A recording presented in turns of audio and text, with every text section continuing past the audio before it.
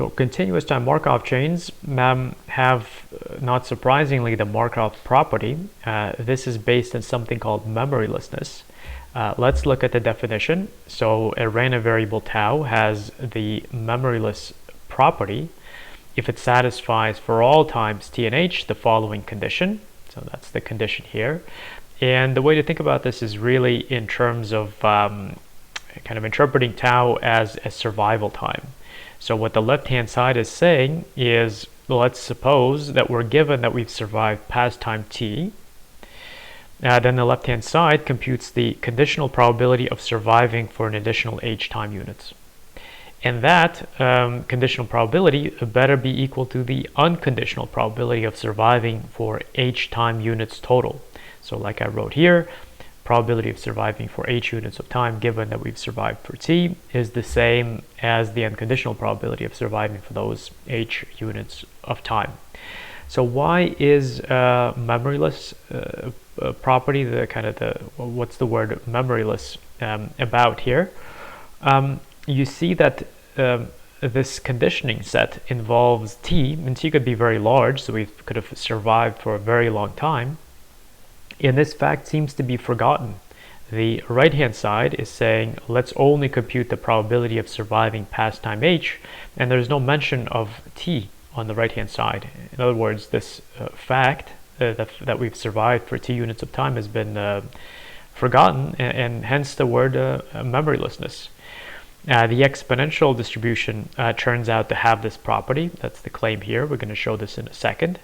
It's furthermore the only continuous distribution to have such a property. In terms of discrete random variables, it's the geometric RV that has it. But let's go ahead and show this for the exponential distribution in particular. So we're going to start off with the left-hand side here. Looks like we're applying the definition of a conditional probability here. So we end up with a joint distribution of two events in the numerator. And let's see, so it looks like one is a subset of the other. We're going to draw this here. So let this set be, this be the event that we've survived past time t, so tau greater than t. And then the event that we've survived for t plus h units of time clearly is a subset of this. Right? Surviving longer is a subset of surviving to time t. And so you just take the intersection now, which is right here, right? So everything in here, it's the set tau greater than t plus h, and that leads to this second line here. And then after that, it's just plug in, right? You plug in the definition of the exponential distribution, and very quickly you arrive at the right-hand side. So the exponential distribution certainly has the memoryless property. So what's much harder to show is that this property is responsible for the fact that continuous time Markov chains have the Markov property. So while we won't show it, let's just kind of write down precisely the statement. So if we have a continuous time Markov chain X, which entails a state space, it entails rates for every one of the states. Those rates dictate how long we stay between the state changes. And the embedded chain, Z, is going to tell us where to go after every single state change. So all of these together, of course, entail that the waiting times in between the state changes are exponential random variables. And then it's not surprising, given that those are memoryless, that the Markov property would show up. So in the Markov property, we've seen this before, we're conditioning on the entire history of the process up to some present time s, and we're looking at where the chain will be in the future. So we're looking at a time t in the future. In particular here, we're looking at the event that at time t, the chain x is in state y. And you can see that the Markov property right away says that this probability depends only on where we are presently. So where we are at time s is the only thing that's going to matter. The history of what happened before has been forgotten, and this is all due to the exponential distribution and its memorylessness. So not surprising, but difficult to show rigorously, so we'll skip that. now, but hopefully you're convinced. What's next on the list is time homogeneity. So I want to mention this kind of sort of, so far it's been kind of implicitly hidden in our construction, is the fact that so far we've been describing continuous time Markov chains that are time homogeneous. So let's see what this means. We've seen this in discrete time, and here it is again in continuous time. Time homogeneity essentially means that the dynamics evolve and they're only based on kind of the length of time that has elapsed, not what time we start the dynamics at. So here, if you look at this probability on the left-hand side, it's starting at time s somewhere and ending up at time s plus t in the future. And so the length of this interval is t.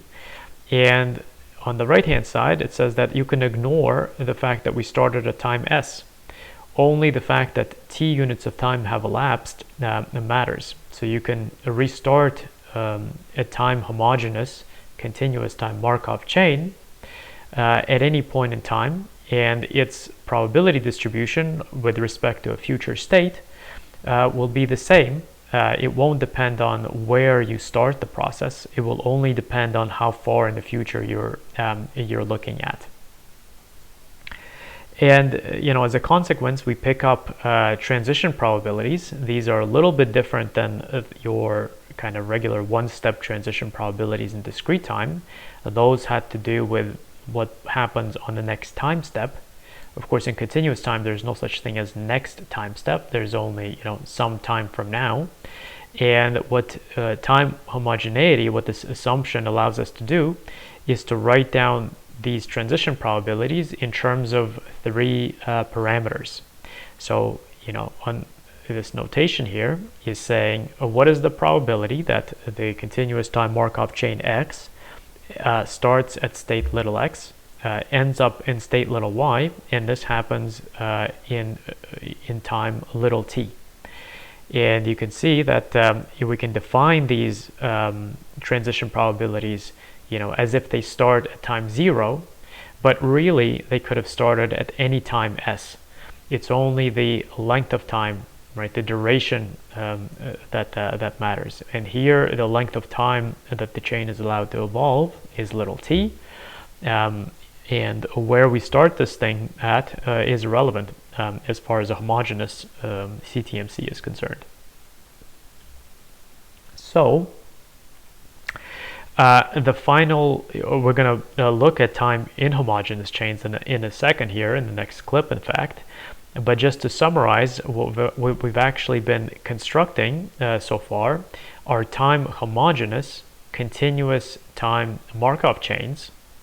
And these may be now defined in two different ways. The first way is the way that we are familiar with. It involves a state space, rates that dictate how long we stay in each one of the states, and an embedded chain with transition probabilities that tell us where to go when it's time to kind of move on. And there is the second definition, which is in a way simpler, but we didn't start with it because it's a little bit more difficult to kind of grasp the intuition of what's going on using. So, but this definition nevertheless will, define for you homogeneous continuous time Markov chain. So this definition right away implies the Markov property.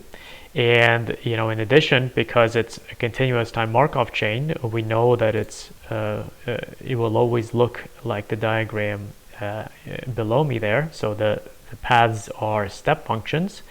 And in addition, all you need is these this set of transition probabilities, meaning transitions between any two pairs of states x and y for any for all lengths of time t. As long as you're given this, and this is quite a bit, right, for all pairs of states and all times t, you need to be given these transition probabilities. This is quite a bit more than the one-step transitions in discrete time. But nevertheless, as long as you're given all those, you have a homogeneous continuous time Markov chain. And we'll look at time inhomogeneous chains next.